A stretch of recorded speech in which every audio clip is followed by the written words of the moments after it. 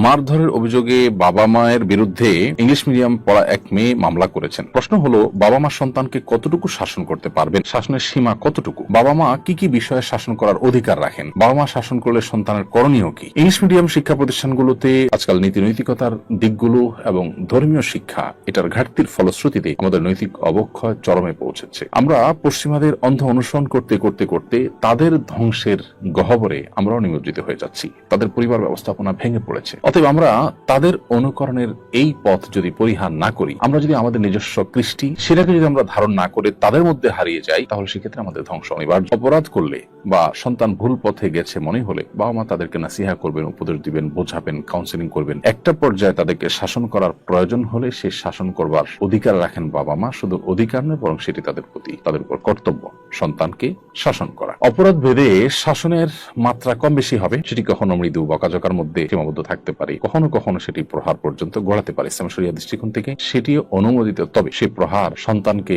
ব্যথা দেওয়া বা সন্তানকে অত্যাচার করবার উদ্দেশ্য হবে না, সেটি হবে নিছকই তাকে শাসন করবার জন্য। এই প্রহারের ক্ষেত্রে শরিয়ার আবার বেশ কিছু নীতিমালা আছে। এর মধ্যে থেকে একটা হলো, এমনভাবে শাসন করা যাবে না যার ফলে চামড়ায় কোনো দাগ পড়ে যায়, রক্ত বের হয়, আঘাতপ্রাপ্ত হয়ে চরম অবস্থায় তৈরি হয়। এরকম কোনো প্রহারের অনুমোদন ইসলাম দেয় না। জাস্ট এটা সন্তানকে ভয় দেখার জন্য, সতর্ক করবার জন্য ইসলাম বলেছে। তবে এই মূলনীতিগুলো মাথায় রেখে আপনি আপনার সন্তানকে শাসন করতে পারবেন।